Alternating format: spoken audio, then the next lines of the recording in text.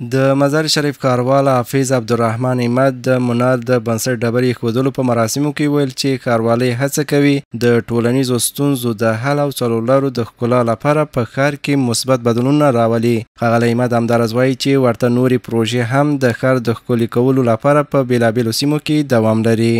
یک منار زیبا و درخشان و خوبتر و درستتر جور میشه. هزینه ایش تقریبا در بین 12 و 15 لک افغانی هزینه داره. له بلې خوا محمد رفیع چې د منار د جوړېدو مسئولیت پر غاړه لري د دې پروژې د تخنیکی چارو او رغولو په اړه داسې وایي. امروز آمدیم با شاروالی در بخش ساخت و ساز یک منار و همچنین یک چوک با دست با هم یکی کردیم. انشالله در آبادانی شهر مزار شریف یک سهم کوچک خود داشته باشیم. ورته مهال محمد هارون چې د سیمې اوسیدونکی دی وایي چې دغه منار جوړېدل د ترافیکي ګڼې ګوڼې د کمیدو او د ښار د ښکلا لپاره یو اغېزناک ګام څرګندوي. د منار جوړولو اساسي بڼه دا ده چې د ښار په ښکلا کې 100% کې دا ډېره غټه ونډه لري.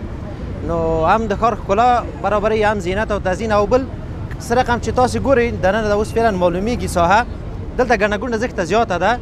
د یادونې وړ ده چې دا مهال د مزار شریف ښاروالۍ لخوا د ښار په کچه د 14 څلورلارو د بیارغونې کارونه روان دي او تمه ده چې دا پروژې ډیر ژر بشپړې او ګټې اخیستنې ته وسپارل سي.